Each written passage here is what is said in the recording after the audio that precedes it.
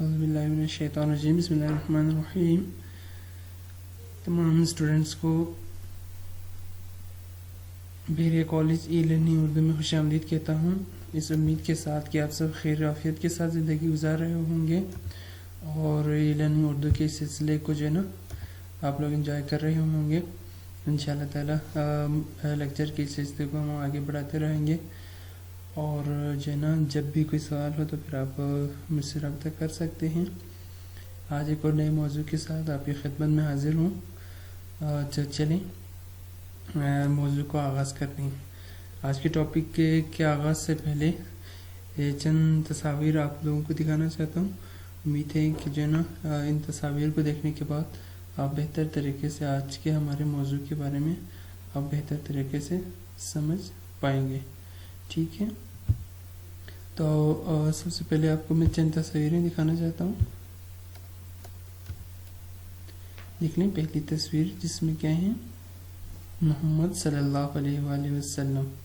ٹھیک ہے، ہمارے پیارے نبی حضور صلی اللہ علیہ وآلہ وسلم کا نام آ رہا ہے. دوسری تصویر میں چند لوگ کو باجماعت نماز ادا کر رہے ہیں. تیسری تصویر میں روزہ افطار مسجد میں تمام لوگ جمع ہیں اور روزہ افطار کر رہے ہیں. افطاری جو ہے نا پیش کی جا رہی ہے تمام لوگوں کو.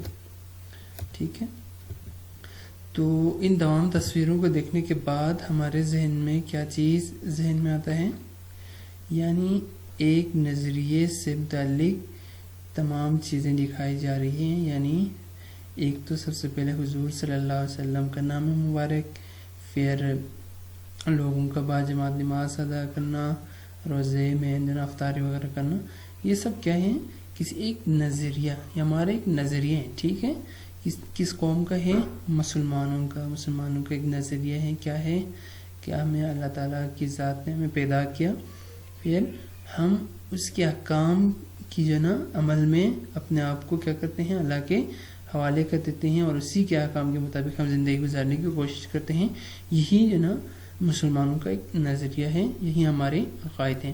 ٹھیک ہے، آج بھی ہم جو ہے ایک نظریے سے متعلق موضوع کو پڑھنے جا رہے ہیں، نظریہ پاکستان. ٹھیک ہے، نظریہ پاکستان آج ہمارا موضوع ہے، یعنی پاکستان کا نظریہ. نظریہ پاکستان سے کیا مراد ہے، یعنی پاکستان کے وجود میں آنے کے کیا وجوہات ہیں، وہ کون کون سے وجوہات ہیں جس کی وجہ سے پاکستان وجود میں آیا. پاکستان کے وجود کے لیے وہ کون کون سی ضروری چیزیں تھیں جن کی وجہ سے ہم جو نا مسلمان پاکستان کو حاصل کرنے کے لیے یکجا ہو گئے اور انہوں نے اللہ تعالیٰ اور اس کے نبی صلی اللہ علیہ وسلم کے بتائے ہوئے دین پر عمل کرنے کے لیے الگ ملک یعنی ایک الگ مملکت حاصل کرنے کے لیے انہوں نے کوششیں شروع کر دی. ٹھیک ہے، تو آج کا ہمارا موضوع کیا ہے، نظریہ پاکستان. اچھا، سب سے پہلے جب بھی آپ کسی چیپٹر کو کریں تو یہ ضروری ہے کہ جو نا ہم مصنف کا تعارف ضرور یاد کر لیں. مصنف کا تعارف اس سلسلے میں کافی امپورٹنٹ ہے کیونکہ ہمیں یہ چیزیں یاد ہونی چاہیے. تو آج کے ہمارے چیپٹر کا جو مصنف کا نام کیا ہے، ڈاکٹر غلام مصطفیٰ خان. ٹھیک ہے، مصنف کا نام کیا ہے، ڈاکٹر غلام مصطفیٰ خان آج ہمارے مصنف کا نام ہے. ٹھیک ہے، ولادت 1912 ہے اور وفات 2005. ڈاکٹر غلام مصطفیٰ خان کب پیدا ہوئے، 1912 میں پیدا ہوئے اور 2005 میں انتقال کر گئے. ٹھیک ہے، یہ چیزیں یاد رکھیے گا. ڈاکٹر غلام مصطفیٰ خان کب پیدا ہوئے، 1912 اور وفات 2005. ٹھیک ہے، اچھا جائے پیدائش کی بات کر لیں کہ جنا اگر ڈاکٹر غلام مصطفیٰ خان صاحب کہاں پیدا ہوئے تو اس کا جواب ہمارے پاس ہے جبل پور ہندوستان میں. ٹھیک ہے، کہاں پیدا ہوئے، جبل پور ہندوستان میں پیدا ہوئے. تعلیم، ابتدائی تعلیم گھر پر حاصل کی، اس کے بعد مزید تعلیم کے لیے اسلامیہ ہائی اسکول میں داخلہ لے لیا. ٹھیک ہے، وہاں سے اپنی تعلیم مکمل کرنے کے بعد علی گڑھ مسلم یونیورسٹی سے ایم اے کی ڈگری حاصل کر لی. ٹھیک ہے، کس یونیورسٹی سے، علی گڑھ مسلم یونیورسٹی سے ایم اے کی ڈگری. اس کے بعد پی ایچ ڈی اور ڈی لیڈ کے لیے ناگپور یونیورسٹی سے پی ایچ ڈی کی ڈگری اور ڈی لیٹ کی ڈگری حاصل کی. ڈی لیٹ کیا ہے؟ Doctor of literature. ٹھیک ہے، جس طرح سے مختلف ڈگریوں کے مختلف نام ہیں، ماسٹر سے ایم فل ہے، پی ایچ ڈی ہے. ٹھیک ہے، ایم فل کا کیا مطلب ہے؟ Master of philosophy. ٹھیک ہے، اس کے بعد پی ایچ ڈی کا کیا مطلب ہے؟ Doctor of philosophy. اسی طرح ڈی لیٹ کیا ہے؟ ڈی لیٹ کا مطلب ہے ڈاکٹر آف لٹریچر. ٹھیک ہے، تو غلام مصطفیٰ خان صاحب نے ڈی لیٹ کی ڈگری ناگپور یونیورسٹی سے، ٹھیک ہے، ناگپور یونیورسٹی سے انہوں نے ڈی لیٹ کی ڈگری حاصل کی. 1937 میں کیا کیا انہوں نے؟ 1937 میں پبلک سروس کمیشن کے ذریعے کنگ ایڈورڈ کالج میں انہوں نے اردو کے استاد کی حیثیت سے انہوں نے کام کیا. ٹھیک ہے، اس کے بعد کیا ہے، جب ڈی لیٹ کی ڈگری حاصل کی تو اس کے بعد 1937 میں پبلک سروس کمیشن کے ذریعے انہوں نے کنگ ایڈورڈ کالج میں اردو کے استاد کی حیثیت سے کام کرنا شروع کیا. اس کے بعد صدر شعبہ ناگپور یونیورسٹی بھی رہے. ٹھیک ہے، دیکھ لیں، اسی یونیورسٹی سے ڈی لیٹ کی ڈگری حاصل کرتے ہیں اور اسی یونیورسٹی میں صدر شعبہ منتخب ہو جاتے ہیں. یہ یقیناً ایک بہت مشکل اور کٹھن کام ہوتا ہے، لیکن جو لوگ محنت کرتے ہیں، جو لوگ اپنے راستے کے تعین میں اپنے آپ کو ہمیشہ فوکس رکھتے ہیں، وہ ہمیشہ اپنی زندگی میں کامیاب اور کامران ضرور رہتے ہیں. لہٰذا ہمیں بھی چاہیے کہ ڈاکٹر غلام مصطفیٰ خان کی طرح اپنے آپ کو بھی اپنے جس چیز میں جس سمت میں آپ نے خود کو لے کر جانا ہے وہاں آپ کے ہاتھ مضبوط ہونے چاہیے، آپ کا دماغ وہاں پر فوکس ہونا چاہیے. یقیناً کامیابی ضرور حاصل ہوگی. ڈاکٹر غلام مصطفیٰ خان صاحب کی ایک پکچر دیکھ لیجیے. ڈاکٹر غلام مصطفیٰ خان صاحب کی ایک یادگار تصویر ہے. ٹھیک ہے، اس کے بعد اگر ان کی خدمات کی بات کر لیں تو اردو کے استاد مقرر ہوئے صدر شعبہ ناگپور یونیورسٹی. اس کے بعد 1948 میں ہجرت کر کے پاکستان آئے. دیکھ لیں، جب پاکستان اور ہندوستان الگ ہو گئے، ان کی سپریشن ہو گئی، اس کے بعد انہوں نے ہجرت کر کے پاکستان آنے کو ترجیح دی. ٹھیک ہے، اس کے بعد اسلامی یونیورسٹی میں شعبہ اردو سے وابستہ رہے. ٹھیک ہے، اسلامی یونیورسٹی اسلام آباد میں موجود ہے، وہاں اردو سے وابستہ رہے اسلامک یونیورسٹی میں. اس کے بعد اردو کالج میں صدر شعبہ مقرر ہوئے. ٹھیک ہے، اردو کالج کہاں ہے؟ کراچی میں موجود ہیں. پہلے اردو کالج کے نام سے یاد کیا جاتا تھا، اب یہ اپ گریڈ ہو گئے ہیں اور اس کو یونیورسٹی بنا دی گئی. اب اس کا نام کیا ہے؟ اردو یونیورسٹی ہے. ٹھیک ہے، وہاں پر انہوں نے صدر شعبہ اردو کی حیثیت سے کام کیا. شعبہ اردو سندھ یونیورسٹی سے بھی وابستہ رہے. ٹھیک ہے، اردو کے ان کی بہت سارے خدمات ہیں، بہت سارے اداروں میں، قومی اداروں میں انہوں نے زبان کی خدمت کے حوالے سے کام کیا ہے. لہٰذا سندھ یونیورسٹی میں بھی شعبہ اردو میں سندھ یونیورسٹی کے شعبہ اردو سے بھی وابستہ رہے اور اردو ادب کی انہوں نے خدمت کی ہے. ٹھیک ہے، 1948 میں ہجرت کر کے پاکستان آئی. یہ تمام چیزیں آپ کو بتا دی. اس کے بعد اگر ہم ان کی کارناموں کی بات کر لیں تو کیا کیا کارنامے ہیں ادب کے حوالے سے، کیا کیا انہوں نے؟ تو ڈاکٹر غلام مصطفیٰ خان صاحب ایک محقق ہیں. محقق کا مطلب کیا ہے؟ تحقیق کرنے والا. ٹھیک ہے، محقق کا مطلب کیا ہے؟ تحقیق کرنے والا. مصنف، چیزیں مختلف قسم کی تصنیف لکھنے والا، تصنیف کرنے والا. ماہر لسانیات، لسانیات کا مطلب کیا ہے؟ زبان دانی. ٹھیک ہے، لسانیات کسے کہتے ہیں؟ زبان کے علم کو کہتے ہیں. ٹھیک ہے، ماہر لسانیات بھی ہیں زبان کے ماہر ہیں.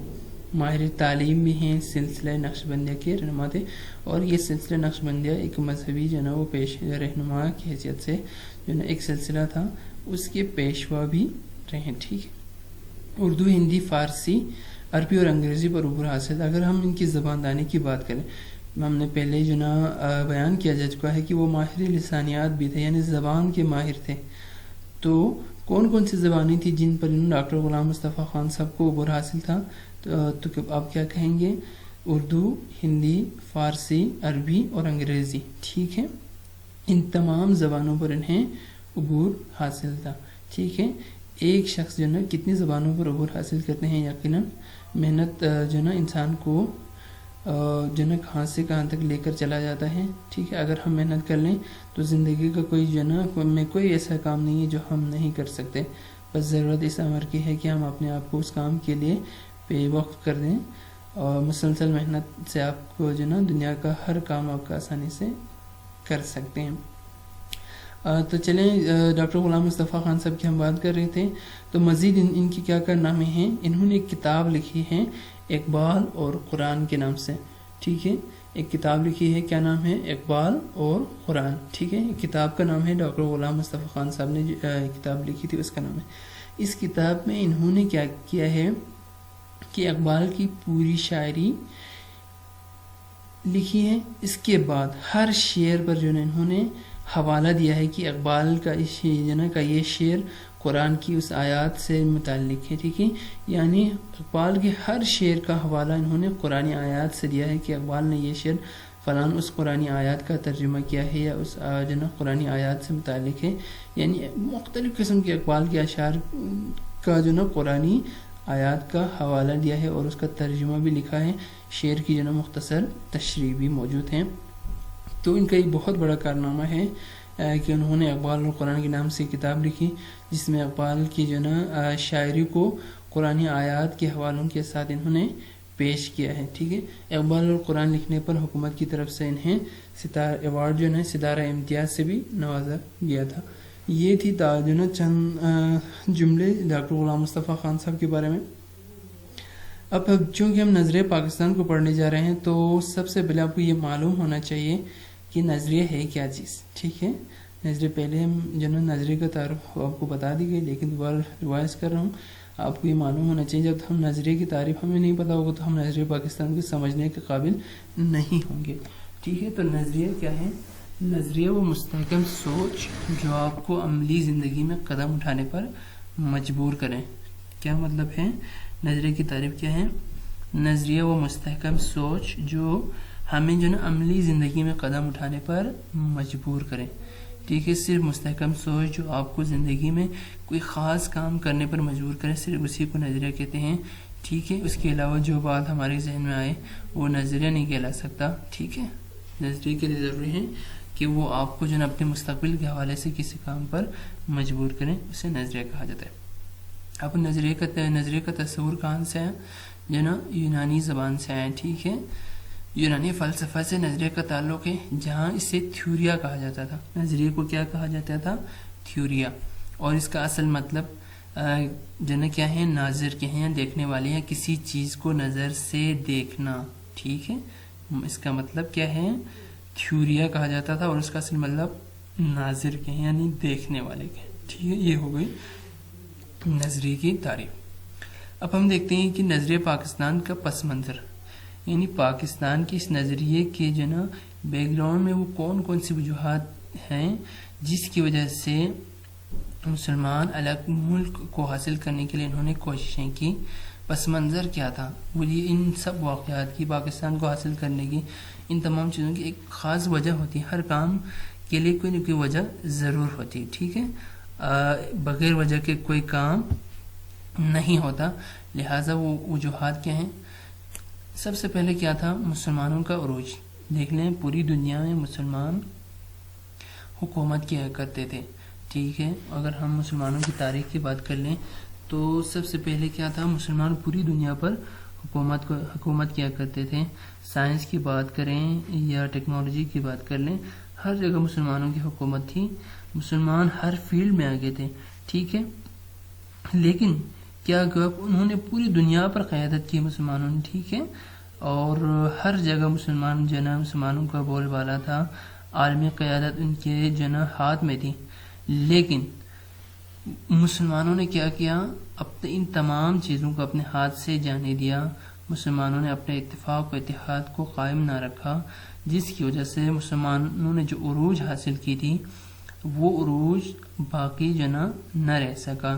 دیکھ لیں, اگر 100-150 سال پہلے کی بات کریں تو سائنس میں جتنی ایجادات ہیں, ابن الحسم ہیں, میتھ کے حوالے سے اگر بات کر لیں, ریاض اس کے علاوہ کیمسٹری, فزکس میں بہت ساری چیزیں ایجاد ہوئی ہیں. وہ تمام چیزیں کیا ہیں؟ مسلمان سائنسدانوں کے نام ہیں. لیکن وقت گزرنے کے ساتھ ساتھ جو ہے نا ہم میں سستی اور کاہلی آتی گئی اور ہم جو ہے نا دنیا کی دوسری قوموں سے پیچھے چلے گئے. ہم نے اپنے جو ہے نا لوگوں کے جو ہے نا ہمارے بڑے جو ہے نا سائنسدانوں کے ان جو ہے نا چیزوں پر ہم نظر انداز کیا، بلکہ ہم نے مغرب کی جو ہے نا مغرب زدہ ہو گئے، جس کی وجہ سے مسلمان دن بدن جو ہے نا وہ زوال کی طرف جانا شروع ہو گیا. ٹھیک ہے، اس کی وجہ کیا تھی؟ مسلمان کے آپس کے اختلافات کی وجہ سے، مسلمان بادشاہوں کے آپس کے اختلافات کی وجہ سے یہ جو ہے نا حکومتیں کمزور ہوتی گئیں، اور آخر کار ہمارا جو ہے نا مسلمانوں کا جو عروج مسلمانوں کا حاصل تھا وہ زوال میں بدلنا شروع ہو گئی. اور ایک وقت ایسا آیا کہ جو ہے نا مسلمان دنیا کی جو ہے نا جو قوم، دنیا کی سپر پاور جس کو جو ہے نا تصور کیا جاتا تھا، وہ تنزلی اور جو ہے نا سخت جو ہے نا سب سے پستی کا شکار ہو گئے، اور مغرب والے جو ہے نا ہم پر تسلط آ گئے. یعنی انگریزوں نے بالآخر جو ہے نا 1857 کی جنگ آزادی میں مسلمانوں کو بری طرح شکست دیتی اور تمام جو ہے نا ہندوستان پر قابض ہو گئے. ٹھیک ہے، اس طرح سے مسلمان جو پوری دنیا پر حکومت کیا کرتے تھے اب غلامی کی زندگی گزارنے پر مجبور ہو گئے. اب اس دوران اب مسلمانوں کو اس بات کا پتہ چل گیا تھا کہ جو نا جب تک ہم مغرب کی جو نا مغرب کے لوگ جو کرتے ہیں ان کی نقل کریں گے ہماری زندگی تباہ و برباد ہوتی جائے گی. لہٰذا مسلمانوں نے دوبارہ جو نا اپنے کھوئے ہوئے مقام کو حاصل کرنے کے لیے جد و جہد کرنا شروع کیا. اس سلسلے میں محمد بن قاسم کا نام سب سے پہلے آتا ہے. ٹھیک ہے، محمد بن قاسم کا نام سب سے پہلے آتا ہے. یہ 18 سال کی عمر میں جو نا محمد بن قاسم نے جو نا انگریزوں کے خلاف بغاوت کرتے ہوئے سندھ کو فتح کیا اور ملتان تک کے علاقے میں اسلامی مملکت کی بنیاد رکھی. ٹھیک ہے، محمد بن قاسم نے کیا کہ اسلام کی تبلیغ کے حوالے سے ان کا بڑا کام ہے. صرف 18 سال کی عمر میں سب سے پہلے سندھ، اس کے بعد ملتان کے کچھ علاقوں کو فتح کر کے وہاں پر جو نا اسلامی مملکت کی بنیاد رکھی. ٹھیک ہے، بعد میں 800 سال وقت کے نشیب و فراز کے ساتھ برصغیر ہند، پاک ہند کے مختلف مسلمان حکمران خاندانوں کی سلطنت کا حصہ رہا. ٹھیک ہے، لہذا 1857 کی مغلیہ سلطنت کے زوال کے بعد جب آخری حکمران بہادر شاہ ظفر کو شکست دے کر انگریزوں نے ہندوستان پر قبضہ کی تکمیل کی، تو انگریز حکمران اور ہندوؤں کے مسلم خلاف گٹھ جوڑنے، مسلمانوں کو غلامی کے اندھیرے میں دھکیلنے کی مذموم کوششیں شروع کر دی تھی. ٹھیک ہے، لہٰذا انہوں نے اپنی طرح سے کوشش کی مسلمانوں کی تبلیغ کے حوالے سے اور مسلمانوں کی جو ذہنی کیفیات تھی ان میں بہتری کے حوالے سے. محمد بن قاسم نے سندھ کو فتح کیا، اس کے بعد ملتان کے علاقوں تک اسلامی مملکت کی بنیاد رکھی تھی. اچھا، اس کے بعد ہم آپ کو یہ بتانا ضروری سمجھتا ہوں کہ جو نا نظریہ پاکستان کا پس منظر آپ کو سمجھا رہے ہیں، تو اس پس منظر میں چند نظریات بہت اہم ہیں. ٹھیک ہے، ان نظریات کی وجہ سے نظریہ پاکستان کو بہت زیادہ فروغ ملا ہے. نظریہ پاکستان کی وجہ میں جو ان کا بھی ایک اہم ترین کردار ہے. ان نظریات کی وجہ سے مسلمان مجبور ہو گئے کہ ہمارا نظریہ جو ہے ان سے بالکل مختلف ہیں. لہٰذا دیکھ لیں مغرب چونکہ مسلمانوں پر اس وقت قابض تھے، لہٰذا مغرب کے جو بہت بڑے جن کو یہ لوگ ہیرو سمجھتے تھے ان کی چند نظریات میں آپ کو بتا دیتا ہوں. سب سے پہلے ڈارون کا ایک نظریہ ہے. ٹھیک ہے، ڈارون ایک بہت بڑا سائنٹسٹ ہیں یا ایک فلسفی ہیں انگریز. وہ کیا کہتے ہیں، اس کی کیا سوچ ہے؟ ڈارون کا کیا نظریہ ہے؟ انسان کی اصل جانور ہے. کیا کہتے ہیں؟ انسان کی اصل جانور ہے. یعنی اس کا مطلب یہ ہے کہ انسان جانوروں کی تبدیل شدہ ایک شکل ہے. ٹھیک ہے، ڈارون کا کہنا ہے کہ انسان جانوروں کی تبدیل شدہ ایک شکل ہے. یعنی جانوروں کی کوئی جانور مسخ ہو کر اپنی مدت پوری کرنے کے بعد اس کی حیت میں کوئی تبدیلی آ گئی اور انسان وہ انسان پیدا ہو گئی یا انسانوں کی شکل اختیار کی، اس کا نظریہ ہے. جبکہ بحیثیت مسلمان اگر ہم دیکھ لیں تو ہمارا نظریہ کیا ہے کہ اللہ تعالیٰ نے انسانوں کی تخلیق کرنے والا کون ہے؟ وہ اللہ تعالیٰ کی ذات پاک ہے، جس نے سب سے پہلے کن کہہ کر اس پوری دنیا کو وجود میں لایا. اس کے بعد اس دنیا میں زندگی گزارنے کے لیے بنی نوع انسان کو پیدا کیا. ٹھیک ہے، دیکھ لیں کتنی کنٹراڈکشنز ہیں ہمارے نظریات میں اور مغرب کے لوگوں کے نظریات میں. ٹھیک ہے، اس کے بعد ایک اور مغربی مفکر کے نظریے کو ہم دیکھ لیتے ہیں. وہ کیا کہتے ہیں؟ فرائڈ کا کیا کہتے ہیں؟ فرائڈ انسانی زندگی کا مقصد جنسی خواہشات، کیا دیکھ لیں، انسانی زندگی کا مقصد جنسی خواہشات کی تکمیل ہے. کیا کہتے ہیں فرائڈ صاحب؟ یعنی انسانی زندگی کا جو اصل مقصد ہے، انسانی زندگی کی جو نا اصل خصوصیت کیا ہے، وہ اپنی جو نا جنسی خواہشات کو پورا کرنا. جنسی خواہشات مطلب انسان کہ جو کچھ کرنا چاہتا ہے اپنی ذہنی تسکین کے لیے، جو کچھ کرنا چاہتا ہے اس کی تکمیل ہے. خواہ جیسے بھی کریں انسان کیا ہے، اپنی جنسی خواہشات کو پورا کر لیں. چنانچہ انسان کو جنسی خواہشات کو پورا کرنے کے لیے لامحدود آزادی ہونی چاہیے. کیا کہتے ہیں؟ انسان کی تکمیل کا مقصد صرف اور صرف جنسی خواہشات کو پورا کرنا ہے، اور انسان کو اس جنسی خواہشات کو پورا کرنے کے لیے کیا ہونی چاہیے؟ آزادی ہونی چاہیے. اگر ہم اپنے نظریے کی بات کر لیں، مسلمان اللہ تعالیٰ اور اس کے بنائے ہوئے دین کی بات کر لیں، تو کیا ہے؟ انسان کا مقصد، پیدا کرنے کا مقصد جنسی خواہشات بالکل بھی نہیں ہے. انسان کو اللہ تعالیٰ نے کیوں پیدا کیا؟ اللہ کی عبادت کرنے کے لیے. ٹھیک ہے، ہمیں کیوں پیدا کیا؟ اللہ تعالیٰ نے اپنی عبادت کرنے کے لیے. ٹھیک ہے، جنسی خواہشات کا جو نا تو دور کی بات، اسلام میں اس کی سخت ممانعت ہے. اگر جنسی خواہشات بھی ہیں تب بھی جو نا اس کے چند اصول مرتب کیے گئے ہیں، اور ہم اسی جو نا انہی اصولوں کے پابند ہیں. ٹھیک ہے، لیکن جناب لامحدود آزادی دی گئی ہے، بلکہ اللہ تعالیٰ نے شریعت کے نام سے جو نا ایک خاص پیٹرن ہمیں جو نا مہیا کیا گیا ہے. قرآن و سنت ہیں، اس کے بعد شریعت ہیں. ہم ان اصولوں کو جو نا پر عمل پیرا ہو سکتے ہیں. شریعت سے، قرآن مجید کے جو نا احکامات سے آگے ہم اپنے آپ کو نہیں لے کر جا سکتے. ٹھیک ہے، تو یہ وہ نظریات ہیں جن کی وجہ سے مسلمانوں نے جو نا ایک خاص مملکت کی جو نا تکمیل کے لیے، ایک خاص ملک کو بنانے کے لیے، جہاں پر ہم اپنے نظریات کے، اللہ اور اس کے رسول کے بنائے ہوئے نظریات کے مطابق زندگی گزار سکیں، انہوں نے کوششیں شروع کر دی تھی. ٹھیک ہے، نظریہ پاکستان کے پس منظر میں چند نظریے، دو نظریے، اس کے علاوہ بہت سارے نظریات اور ہیں مغربی مفکرین کے، جو اگر آپ پڑھنا چاہو تو پھر آپ پڑھ سکتے ہیں، جس میں واضح طور پر یہ ہے کہ مسلمان اور جو نا انگریزوں میں کتنی جو نا وہ ڈفرینس موجود ہیں. اس کے بعد نظریہ پاکستان میں جن شخصیات کا اہم ترین کردار ہے، ان میں حضرت مجدد الف ثانی کا نظریہ پاکستان، اور ان کا جو نا نظریہ پاکستان کے حوالے سے ان کا کردار، حضرت جو نا مجدد الف ثانی کا کردار بہت اہم ہے. حضرت مجدد الف ثانی نے مسلمانوں میں جو نا کردار کی بہتری کے لیے، مسلمانوں میں جو غلط رسم و رواج ہیں ان کی بہتری کے لیے، کیونکہ مسلمانوں میں بہت ساری اخلاقی برائیاں اس وقت پیدا ہو گئی تھیں، اس لیے جو نا حضرت مجدد الف ثانی نے بہت ساری سختیاں جھیلیں، اور مسلمانوں کی تبلیغ کے حوالے سے ان کا بہت بڑا کردار ہے. ان کا جو اور ان کے بیٹوں نے مسلمانوں کی جو نا اخلاقی برائیوں کو ختم کرنے کے حوالے سے اہم ترین کردار ادا کیا تھا. ٹھیک ہے، اس کے بعد جہانگیر اور اورنگزیب کا دور. ٹھیک ہے، جہانگیر اور اورنگزیب کا دور. ٹھیک ہے، یہ دو مغلیہ بادشاہ ہیں جن کے دور میں بھی جو نا جن نظریہ پاکستان کے حوالے سے، یعنی اسلامی فروغ کے حوالے سے جو انہوں نے کئی اہم کام سر انجام دیے ہیں.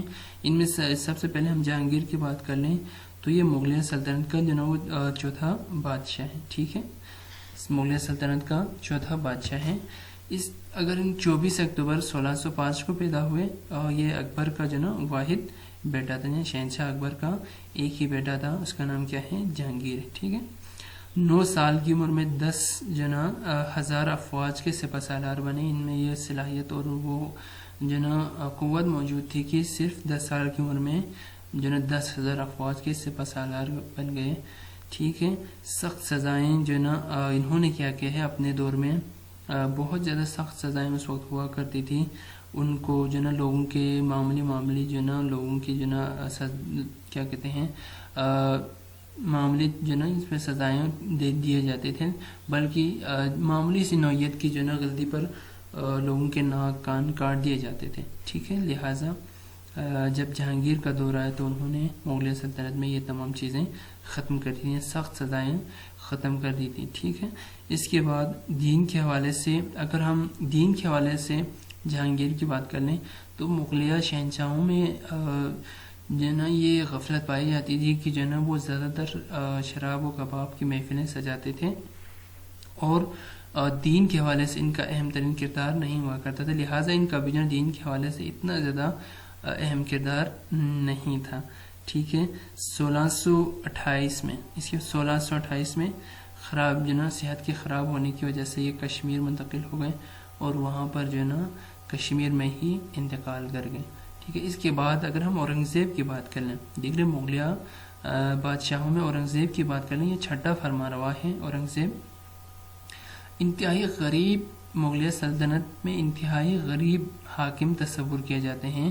اس کے علاوہ اورنگزیب کے علاوہ اگر ہم مغلیہ سلطنت میں جتنے بادشاہ گزرے ہیں وہ صرف اور صرف جو نا رقص و سرور کی محفلیں سجانا، اپنی جو نا صرف اپنی حکومت کی جو نا دیکھ بھال کے لیے مختلف قسم کے حکومتی فائدے کے لیے کام کرتے تھے. لیکن اورنگزیب کو یہ خصوصیت حاصل ہے کہ انہیں غریب حاکم کے نام سے یاد کیا جاتا تھا.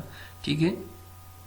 اورنگزیب کیا کرتے تھے؟ اورنگزیب عالمگیر ٹوپیوں کی سلائی، خود ٹوپیوں کی سلائی کا کام کرتے تھے، بلکہ انہوں نے اس بات کی وصیت کر دی تھی کہ جب جو ہے وہ انتقال کر جائیں تو ان کے کفن دفن کا انتظام انہی کے جو ہے ٹوپیوں کی سلائی کے پیسوں سے ہی ان کے کفن دفن کا انتظام کیا ہے. اگر مغلیہ سلطنت میں بادشاہوں کی بات کر لیں تو جس نے سب سے زیادہ جو ہے اہم ترین کردار نبھایا دین اسلام کے حوالے سے اور بہت ساری جو ہے نا حکمرانی کے امور کی بات کر لیں تو سب سے بہترین بادشاہ تصور کیے جاتے ہیں، جس کو غریب حاکم کے نام سے یاد کیا جاتا تھا. اب انہوں نے اپنے دور میں کیا کیا ہے؟ ٹھیک ہے. ستی کا رواج ختم کیا. سب سے پہلے دیکھ لیں عرب معاشرے کے زیر اثر ہندوستان میں پہلے کیا تھے؟ ہندوؤں میں یہ رواج تھا کہ جب جو نا شوہر کا انتقال ہو جاتا تھا تو اس کی بیوی کو بھی اس کے جو ہے نا ساتھ آگ لگا دی جاتی تھی. ان کو جو نا جب ہندوؤں میں یہ رواج ہے کہ جب وہ مر جاتے ہیں تو ان کو جلا دیا جاتا ہے، یعنی ان کی چتا کے ساتھ ان کی بیویوں کو بھی زندہ جلا دیا جاتا تھا. لہٰذا اورنگزیب عالمگیر نے اپنے دور میں سب سے پہلے اس رواج کو ختم کر دیا، اس قانون کو ختم کر دیا. ٹھیک ہے. اس کے بعد انصاف پر مبنی نظام کا رواج جو نا وہ عام کر دیا پورے ملک میں. ان کے دور میں اورنگزیب عالمگیر نے کیا کیا تھا؟ انصاف پر مبنی نظام لاگو کر دیا تھا. ہر کسی کے ساتھ منصفانہ سلوک کیا کرتے تھے. ان کے اپنے حریفوں کے ساتھ بھی ان کا کردار انتہائی منصفانہ تھا. ٹھیک ہے. اس کے بعد تمام مغلیہ بادشاہوں کے برعکس انہوں نے شراب کی ممانعت کی تھی. ٹھیک ہے. پورے ملک میں شراب کے پینے پر جو ہے سخت پابندیاں عائد کر دی تھی. ٹھیک ہے. زراعت اور تعلیم کے حوالے سے بہت جو ہے کام کیا ہے اورنگزیب عالمگیر نے. دربار شاہی کا نظام کا ختم کر دیا، یعنی بہت سارے مغلیہ بادشاہوں میں رواج تھی کہ جو دربار سجایا کرتے تھے، شعراء کو بلاتے تھے، شعر و شاعری کی محفلیں سجاتے رہتے تھے. لہٰذا اورنگزیب عالمگیر نے اس رواج کو بھی ختم کر دیا تھا. بعد میں کیا ہوا کہ جو نا ان کو بھی ہندو دشمن حکمران کے طور پر پیش کیا گیا، حالانکہ انہوں نے کوئی جو نا ہندوؤں کے ساتھ دشمنی نہیں کی تھی، بلکہ مندر کچھ ہندو مندروں کو گرا دیا گیا تھا، لیکن اس کی بھی سخت وجوہات تھی جن کی وجہ سے وہ مندر گرائے گئے. یعنی ہندو خود جو نا غلط راستے پر تھے. اس کے علاوہ انہوں نے ہندوؤں کے فائدے کے لیے بہت سارا کام کیا تھا. مغلیہ سلطنت میں اور اسلامی جو نا اصولوں کے حوالے سے اورنگزیب عالمگیر کا بہت بڑا کردار ہے اور مغلیہ بادشاہوں میں سب سے جو نا اولین اور سب سے جو نا بہترین کام کرنے والا بادشاہ ہیں. ٹھیک ہے. اور 1707 میں اورنگزیب عالمگیر کا انتقال ہوا ہے. اس کے بعد نظر پاکستان کے حوالے سے مسلمانوں کے عروج کے حوالے سے جن شخصیات کا اہم کردار ہے ان میں نواب جو نا حیدر علی کا نام بھی ہے. ٹھیک ہے. یہ میسور کے سلطان تھے نواب حیدر علی. انہوں نے بھی جو ہے نا مسلمانوں کو پستی سے نکالنے کے لیے اپنی ساری جو نا کوششیں صرف کر دی تھی، اپنی ساری جو نا صلاحیتوں کو جو نا بروئے کار لایا. لیکن کیا ہوا کہ جو نا انگریزوں نے سازش کے ذریعے جو نا نواب حیدر علی کو جو نا شہید کر دیا. اس کے بعد ان کے بیٹے ٹیپو سلطان میدان عمل میں آئے. ٹیپو سلطان نے انگریزوں کے خلاف کئی جنگیں، میسور کی جنگ کے حوالے سے کہا جاتا ہے کہ انہوں نے انگریزوں کو جو نا انگریز مسلمانوں سے تقریباً شکست کھانے والے تھے، شکست کے دانے پر تھے، لیکن جو نا اس حکمران کو بھی مسلمانوں نے ہی کیا مسلمانوں نے ان کا ساتھ نہیں دیا اور آخر وقت میں مسلمانوں کے راز انگریزوں تک پہنچا دیے گئے، جس کی وجہ سے نواب جو نا حیدر علی اور ان کے بیٹے ٹیپو سلطان کو بھی جو نا فتح حاصل نہ ہو سکے اور یہ دونوں اسلام کی راہ میں شہید ہو گئے تھے. ٹھیک ہے، یعنی آپس کی مسلمانوں نے سبق حاصل نہیں کیا. ٹھیک ہے، اگر وہ مسلمان پہلے سبق حاصل کر لیتے تو شاید یہ جو نا انگریزوں کو ہندوستان سے نکال دیتے تھے.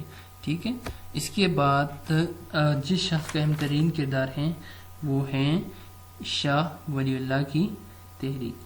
ٹھیک ہے، شاہ ولی اللہ کی تحریک کا بھی جو ہے نا نظریہ پاکستان کے حوالے سے بہت اہم ترین کردار ہے. انہوں نے بھی نظریہ پاکستان کے حوالے سے اہم کام کیا. ٹھیک ہے، 1703 میں پیدا ہوئے اور 1762 میں انتقال کرے. مسلمانان ہند پاک کے جو نا دور زوال کی اہم ترین شخصیات میں سے. ٹھیک ہے، حضرت مجدد الافسانی کا دور کیا تھا؟ وہ مسلمانوں میں عروج کا دور تھا. لیکن شاہ ولی اللہ کی اگر ہم تحریک کی بات کر لیں تو یہ مسلمانوں کے زوال کے وقت جو نا انہوں نے ہوش سنبھالا اور مسلمانوں کے اندر جو موجود مختلف قسم کی اخلاقی پسماندگی اور مسلمانوں کے زوال کے اسباب پر انہوں نے غور کرنا شروع کیا. ان لوگوں میں عہد مغلیہ کے مشہور عالم اور مصنف شاہ ولی اللہ 1703 اور 1762. ٹھیک ہے، یہ ان کا تاریخ پیدائش اور تاریخ وفات ہے. ٹھیک ہے، حضرت مجدد الافسانی اور ان کے ساتھیوں نے اصلاح کا جو کام شروع کیا تھا، شاہ ولی اللہ نے اس کام کی رفتار کو اور تیز کر دی. ٹھیک ہے، آغاز کس نے کیا تھا؟ حضرت مجدد الافسانی، پہلے ہی جو بتا چکے ہیں. انہوں نے جس کام کا آغاز کیا تھا شاہ ولی اللہ کی تحریک میں، انہوں نے اس کام کو بہت زیادہ تیز رفتاری کے ساتھ آگے بڑھایا. ٹھیک ہے، ان دونوں میں یہ فرق تھا کہ مجدد الافسانی چونکہ مسلمانوں کے عہد عروج میں ہوئے تھے، اس لیے ان کی توجہ زیادہ تر خرابیوں کی طرف رہی جو مسلمانوں میں غیر مسلموں کے میل جول کی وجہ سے پھیل گئی تھی. لیکن شاہ ولی اللہ چونکہ ایک ایسے زمانے سے تعلق رہتے تھے جب مسلمانوں کا زوال شروع ہو گیا تھا، اس لیے انہوں نے مسلمانوں کے زوال کے اسباب پر بھی غور کیا اور ان کے علاج کے طریقے بھی بتائے. ٹھیک ہے، نہ صرف زوال کے حوالے سے غور کیا بلکہ انہوں نے مسلمانوں کے زوال کی وجوہات کو جان کر جو نا اس مسلمانوں کو اس زوال سے نکالنے کے لیے بھی بہت سارے طریقے بتائے اور بہت ساری کوششیں انہوں نے کی ہیں. ٹھیک ہے، سب سے پہلے انہوں نے زوال کے اسباب بتائے اور ان کی حل پیش کی. اس کے بعد اگر ہم شاہ ولی اللہ کی جو ہے نا خصوصیات کی بات کر لیں، ان کے کارناموں کی بات کر لیں، تو انہوں نے سب سے پہلے کیا کیا تھا؟ قرآن مجید کا فارسی ترجمہ کیا تھا. ٹھیک ہے، مسلمانوں کی اخلاقی پستی کو نکالنے کے لیے یہ چیز بہت انتہائی ناگزیر تھی کہ جو نا مسلمانوں کو اخلاقی پستی سے نکالنے کے لیے کیا کیا؟ قرآن مجید کا فارسی ترجمہ کیا. یعنی اس دور میں لوگ جو نا عام طور پر ہندوستان میں فارسی کا رواج عام تھا، کیونکہ قرآن عربی زبان میں ہے تو زیادہ تر لوگ قرآن کو نہیں سمجھ پاتے تھے. لہٰذا انہوں نے قرآن کو فارسی زبان میں ترجمہ کیا تاکہ بہتر انداز میں لوگ قرآن و حدیث کی جو ہے نا تعلیمات حاصل کر لیں اور اپنے کھوئے ہوئے اس مقام کو، اپنے مرتبے کو دوبارہ حاصل کر لیں. اس کے بعد اگر ہم شاہ ولی اللہ کی تحریروں کی بات کر لیں تو جو نا ان کی تحریر بہت مشہور ہے. چند تحریروں کو بہت زیادہ شہرت حاصل ہوئی. سب سے پہلی تحریر کیا ہے؟ حجت البالغہ. یہ کتاب جو ہے نا اسلامی عقائد اور تعلیمات کی وضاحت کی گئی. ٹھیک ہے، اس کتاب کو بہت زیادہ شہرت حاصل ہوئی. ٹھیک ہے، اس میں عقائد، اسلامی عقائد اور تعلیمات کی بہترین انداز میں وضاحت کی گئی ہے. دوسری کتاب کی اگر ہم بات کر لیں تو اگر دوسری کتاب کی بات کر لیں تو ازالۃ الخفا عن خلافت الخلفاء.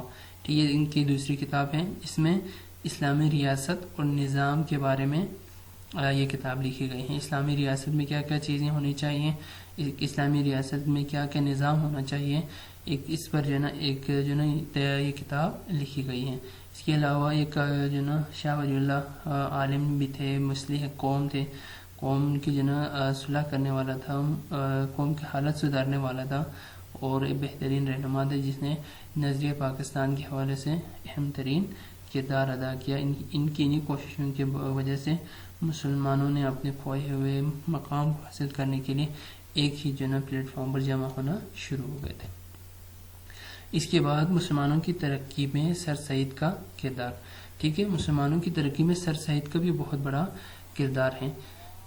دیکھیے 1857 کی جنگ آزادی کے بعد مسلمان شکست کھا گئے تو سر سید اس بات سے بخوبی آگاہ تھے کہ اب جو ہے نا مسلمانوں کو بہت زیادہ عرصہ وہ جو ہے نا لگے گا کہ مسلمان اپنی حکومت قائم کریں، لہٰذا سر سید احمد خان نے انگریزوں سے مفاہمت کا راستہ اختیار کیا، اور مسلمانوں کی ترقی کے حوالے سے مسلمانوں کی جو ہے ترقی کے حوالے سے سر سید کا بہت بڑا کردار ہے۔ انہوں نے مسلمانوں کی تعلیم کے حوالے سے بہت بڑا ان کا کردار ہے۔ سر سید احمد خان نے کیا کیا، اس وقت مسلمان جو ہے نا انگریزی تعلیم کو حاصل کرنا مسلمان جو ہے نا حرام سمجھتے تھے، لیکن سر سید احمد خان نے مسلمانوں کو اس بات کے لیے باور کرایا کہ جب تک ہم جو ہے نا انگریزی تعلیم کو حاصل نہیں کر سکیں گے، ہم جو ہے نا دنیا کی دوسری قوموں کا مقابلہ نہیں کر سکتے، لہٰذا سب سے پہلے انہوں نے جو ہے نا انگریزی تعلیم کا آغاز کر دیا بر صغیر میں، اور مسلمانوں نے انگریزی تعلیم جو ہے نا حاصل کرنا شروع کر دیا۔ ان میں سر سید احمد خان کا کردار بہت اہم ترین ہے۔ مسلمانوں کے اخلاقی زوال کے حوالے سے انہوں نے بہت سارے تعلیمی ادارے، اخبارات وغیرہ شائع کیے، جن کی وجہ سے مسلمانوں کی جو ہے اصلاح میں ان کا بہت بڑا کردار ہے۔ ان کے جو ہے نا انہوں نے مسلمانوں کی اخلاقی پستی کو دور کرنے کے حوالے سے سر سید احمد خان کا بڑا ہاتھ ہے، گو کہ ان کو جو ہے نا انگریز ایجنٹ کہا، جن کے نام سے منسوب کیا جاتا تھا، لیکن یہ تمام باتیں مسلمانوں کی کم عقلی اور کم فہمی تھی کہ جو نا یہ انگریزوں کے ساتھ مل کر مسلمانوں کے لیے جو نا پستی کا کام کریں، بلکہ انہوں نے کیا کیا تھا، حقیقت دیکھی جائے تو انہوں نے مسلمانوں کو اخلاقی پستی سے نکالنے کے لیے مسلمانوں کی جو نا موجودہ پستی کو نکال کر جو نا انگریزوں کے ساتھ کھڑا کرنے کے لیے، یعنی ہندوؤں کے ساتھ میدان عمل میں لے کر آنے کے لیے مسلمانوں کو تیار کیا۔ اس میں سر سید احمد خان کا بہت بڑا کردار ہے۔ اس کے بعد کانگریس کا قیام عمل میں آیا اس دوران، ٹھیک ہے۔ کانگریس کا قیام جب عمل میں آیا تو کانگریس کا مقصد کیا تھا کہ کانگریس صرف اور صرف جو ہے نا ہندوؤں کے حقوق کا تحفظ چاہتے تھے، ٹھیک ہے۔ کانگریس کا مقصد یہی تھا کہ وہ ہندوؤں کے حقوق کا تحفظ کریں اور مسلمانوں کو دیوار سے لگایا جائے۔ اور انہوں نے کیا کیا، اس کے بعد اردو کے مقابلے میں ہندی کو قائم کیا، کیونکہ اس وقت ہندوستان میں اردو جو ہے کا رواج تھا، جو ہے دفتری زبان اردو تھا، لہٰذا انہوں نے اس اردو کو ختم کر کے ہندی کو قائم کر دیا گیا۔ مسلمانوں کو کاروبار اور ملازمتوں سے محروم کر دیا گیا، یعنی مسلمان جو کاروبار سے منسلک تھے اور ملازمتوں پر فائز تھے، انہوں نے کانگریس کے قیام کے بعد مسلمانوں کو وہاں سے نکال باہر کر دیا، یعنی مسلمانوں کو اپنے کاروبار سے اور اپنی ملازمتوں سے محروم کر دیا۔ اس کے بعد اردو کے مقابلے میں ہندی کو قائم کرنا بھی ان کا مقصد تھا کہ اردو کو نکال دیا جائے اور ہندی زبان کو ترقی دی جائے، تاکہ ہندو جو مسلمانوں سے آگے بڑھ جائیں۔ یعنی یہ وہ تمام وجوہات تھی جن کی وجہ سے مسلمان اس بات پر ڈٹ گئے تھے کہ اب ہمیں ایک ایسے ملک کی ضرورت ہے جہاں پر ہم اپنے رسم و رواج کی، اپنے بنائے ہوئے قوانین کی، اللہ اور اس کے رسول کے بتائے ہوئے راستوں پر عمل کرنے کی آزادی ہو۔ لہٰذا مسلمانوں نے پاکستان کو حاصل کرنے کے لیے، ایک نئے ملک کو مملکت کو حاصل کرنے کے لیے کوششیں شروع کر دی تھی۔ اب مسلم لیگ کا قیام دیکھ لیں، مسلمانوں نے اب کوششیں تیز کر دی تھی، تو کیا کیا، سب سے پہلے 1906 میں مسلم لیگ کا قیام عمل میں آیا، ٹھیک ہے۔ کب مسلم لیگ کب قائم ہوا؟ 1906 میں، ٹھیک ہے۔ یہ یہاں سے مسلمانوں کی ترقی کی ابتدا ہو گئی۔ مسلمانوں نے باقاعدہ طور پر جو ہے نا ڈھاکہ میں مسلم لیگ کو بنانے کے لیے جو ہے نا قرارداد پیش کی گئی، قرارداد کو منظور کیا گیا۔ باقاعدہ طور پر مسلمانوں نے اپنے حقوق کے لڑنے کے لیے مسلم لیگ کا قیام عمل میں آیا۔ بعد میں اسی مسلم لیگ کے جو ہے نا پلیٹ فارم سے قائد اعظم اور علامہ اقبال اور دیگر بہت سارے رہنماؤں کے جو ہے نا ساتھ مسلمانوں نے پاکستان کو حاصل کر لیا تھا۔ اس کے بعد تحریک خلافت، ٹھیک ہے، تحریک خلافت کا جو ہے نا وجود عمل میں آیا، جس میں مسلمانوں نے جو ہے نا انگریزوں کے بنائے ہوئے یعنی ہندوؤں کے خلاف جو ہے نا تحریک چلائی تھی۔ شدی اور سنگٹھن تحریک دیکھ لیں، شدی اور سنگٹھن تحریک، اس وقت ہندوؤں نے کیا کیا تھا، شدی تحریک شروع کی تھی، جن میں ان کا مقصد یہ تھا ایک باقاعدہ تحریک چلائی تھی جس میں مسلمانوں کو ہندو بنانا تھا۔ لہٰذا مسلمانوں نے بھی ایک تحریک چلائی جس کا نام سنگٹھن تحریک رکھا۔ اس میں مسلمانوں نے باقاعدہ تحریک کے ذریعے اس کوشش کی گئی کہ مسلمانوں کو ہندو بنانے سے روک دیا جائے اور ہندوؤں کو مسلمان بنایا جائے۔ تو لہٰذا یہ دو تحریک بھی ہیں جس کی وجہ سے مسلمانوں میں جو ہے مسلمانوں کی اخلاقی بہتری اور الگ مملکت کے قیام کے حوالے سے جو ہے بیداری عمل میں آئی۔ اس کے بعد 1928 میں نہرو رپورٹ شائع کی گئی، اس میں کیا کہا تھا کہ نہرو رپورٹ میں سب سے پہلے یہ کہا کہ تمام لوگوں کو ان کو جائز حقوق مسلمانوں اور ہندوؤں دونوں کو ملیں گے، لیکن بعد میں جو ہے نا مسلمانوں کو ان کے جائز حقوق سے محروم کر دیا گیا تھا اس رپورٹ کے بعد بھی۔ دو قومی نظریے کی بات کر لیں، دیکھ لیں دو قومی نظریہ کا کیا مطلب ہے۔ یعنی دو نظریے ہیں، ایک تو ہندوؤں کا نظریہ کیا ہے، وہ تو اللہ تعالیٰ کو نہیں مانتے، ٹھیک ہے، ہندو اللہ تعالیٰ کو نہیں مانتے۔ اس کے علاوہ دوسرا نظریہ کیا ہے، یعنی مسلمانوں کا نظریہ، یعنی مسلمانوں کا نظریہ کیا ہے، اللہ تعالیٰ یعنی لا الہ الا اللہ محمد رسول اللہ، یہ مسلمانوں کا نظریہ ہے، ٹھیک ہے۔ لہٰذا دو قومی نظریہ تھا جو نا جس نے بھی ان مسلمانوں کو ایک الگ مملکت کے حوالے سے، ایک ہندوؤں کا نظریہ اور ایک مسلمانوں کا نظریہ، دو الگ نظریے اس وقت وجود میں آ گئے تھے، اس نے بھی مسلمانوں کی ترقی کے حوالے سے اہم ترین کردار ادا کیا تھا، ٹھیک ہے۔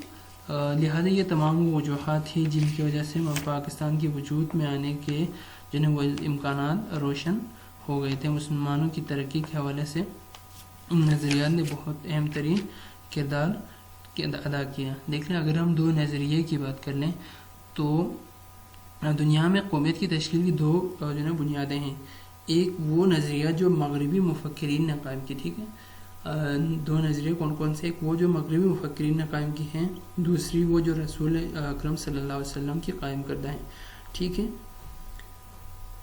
دو نظریے کون کون سے ہیں، ایک مغربی مفکرین کا نظریہ اور دوسرا انگریزوں کا نظریہ، ٹھیک ہے۔ اہل مغرب نے خاندانی، دیکھ لیں اب انگریزوں کے نظریہ کیا ہیں یا ہندوؤں کا کیا نظریہ ہے۔ اہل مغرب نے خاندانی، نسلی اور قبائلی بنیادوں میں ذرا وسعت پیدا کر کے قومیت کی بنیادیں جغرافیائی حدود پر استوار کی اور کہا کہ قوم وطن سے بنتی ہیں۔ اس نظریے کی وجہ سے دنیا کے انسانوں میں تباہی کا دروازہ کھلا، ٹھیک ہے۔ ان کا نظریہ کیا تھا، جغرافیائی حدود پر جو ہے انہوں نے قومیت کی بنیادیں استوار کر دی تھیں۔ اگر ہم ہمارے نظریے نے مسلمانوں کے نظریے کی بات کر لیں تو دوسرے جو نظریہ کیا ہے، رسول اکرم صلی اللہ علیہ وسلم نے جو ملت اسلامی کی تشکیل کے حوالے سے جو کے وقت جو نظریہ جو کار فرما تھے، جو ہمارا نظریہ تھا وہ ہمارا نظریہ ہے، جس میں کیا ہے ملت اسلامی کی تشکیل و قائم ہو جو مغرب کے تصور قومیت سے بالکل مختلف ہیں۔ ہمارا نظریہ کیا ہے، لا الہ الا اللہ ہے اور محمد رسول اللہ یعنی لا الہ الا اللہ پر قائم ہے، یعنی مسلمانوں کا نظریہ کیا ہے، لا الہ الا اللہ پر قائم تھے، یعنی دو الگ نظریے تھے جس نے بھی پاکستان کی تشکیل میں اہم ترین کردار ادا کیا، ٹھیک ہے۔ اس کے بعد 1930 میں باقاعدہ جو ہے نا طور پر پاکستان کے جو ہے نا الگ ملک بنانے کے حوالے سے قراردادیں منظور کی گئیں اور آخر کار 23 مارچ 1940 کو جو ہے نا قیام پاکستان کا جو ہے نا کا دن تھا۔ 23 مارچ 1940 کو پاکستان وجود میں آئے، ٹھیک ہے۔ 23 مارچ 1940 کو مسلمانوں نے ایک الگ مملکت کی حیثیت سے پاکستان کو حاصل کیا، جہاں پر مسلمان اللہ تعالیٰ اور اس کے رسول کے بتائے ہوئے اصولوں پر عمل کر سکتے تھے، ٹھیک ہے۔ آزادی، مسلمانوں کو بھی آزادی حاصل ہو گئی کہ جنہوں مسلمان ایک الگ مملکت میں اپنے اور اللہ کے بتائے ہوئے، اللہ اور اس کے رسول کے بتائے ہوئے اصولوں پر عمل سکیں، جہاں پر مسلمان اپنی زندگی آزادی کے ساتھ گزار سکتے تھے۔ 23 مارچ 1940 کو ان تمام کاوشوں نے، مسلمانوں کی کوششوں نے، ٹھیک ہے، ہمارے رہنماؤں نے ایک الگ مملکت حاصل کرنے میں ہمارے رہنما کامیاب ہو گئے۔ اب سوال یہ پیدا ہوتا ہے کہ قیام پاکستان کے مقاصد کیا تھے، ٹھیک ہے۔ پاکستان کو جو حاصل کرنے کا کوئی خاص مقصد کیا تھا، پاکستان کو حاصل کیا، وہ مقاصد کیا ہیں، ٹھیک ہے۔ یہ مقاصد اب ہمارے ذہن میں ہونی چاہیے کیونکہ ہم پورے چیپٹر کو ہم پڑھ چکے ہیں، سمجھا چکے ہیں، تو مقاصد کون کون سے ہیں، ٹھیک ہے۔ تو نظریہ پاکستان کی کیا مقاصد ہیں؟ نظریہ پاکستان کا مقصد پاکستان کو ایک فلاحی اور اسلامی مملکت بنانے، ہمیں ایسا قدم نہیں اٹھانا چاہیے جس کی وجہ سے خدا اور اس کے رسول صلی اللہ علیہ وسلم کے سامنے ہمیں شرمندہ ہونا پڑے۔ ہمارا جینا اور ہمارا مرنا صرف اور صرف پاکستان کے لیے ہونا چاہیے اور قومی مفاد کو ذاتی مفاد پر ہمیشہ ترجیح دینا چاہیے۔ بحیثیت پاکستانی ہمیں کیا کرنا چاہیے کہ پاکستان کی ترقی کے لیے اپنے آپ کو صرف کریں اور پاکستان کی ترقی کے راستے میں ہمیں کیا کرنا چاہیے؟ قومی مفاد کو اپنے ذاتی مفاد پر ترجیح دینا چاہیے. اسی سے پاکستان ترقی کے راہ پر گامزن ہو سکتے ہیں. اور اس پاکستان میں رہتے ہوئے ہمیں آپس میں مختلف قسم کی گروہ بندیوں سے، مختلف قسم کی اور فرقہ پرستی سے اپنے آپ کو بالا تر رکھنا چاہیے، تاکہ پاکستان کی ترقی اور پاکستان کی ترقی میں کوئی رکاوٹ نہ ہو. پاکستان کی ترقی کے لیے بحیثیت پاکستانی ہمیں ہر وقت پاکستان کی ترقی کے لیے اپنے آپ کو آمادہ رکھنا چاہیے، اپنے آپ کو کوشاں رکھنا چاہیے، تاکہ بحیثیت اسلامی مملکت پاکستان کو ترقی کے راستے پر گامزن کیا جا سکے. ٹھیک ہے، آج کا لیکچر یہیں پہ ختم ہو جاتا ہے. امید ہے آپ کو یہ بہتر انداز میں سمجھ گئے ہوں گے. اگر کوئی لیکچر کے متعلق کوئی سوال ہو تو آپ مجھ سے پوچھ سکتے ہیں. ٹھیک ہے، اس انشاءاللہ تعالی جس چیپٹر کے حوالے سے ہوم ورک آپ کو اسائن کر دیے جائیں گے. ٹھیک ہے، آپ کا اور آپ کے گھر والوں کا خاص خیال رکھیں. وما علینا الا البلاغ المبین.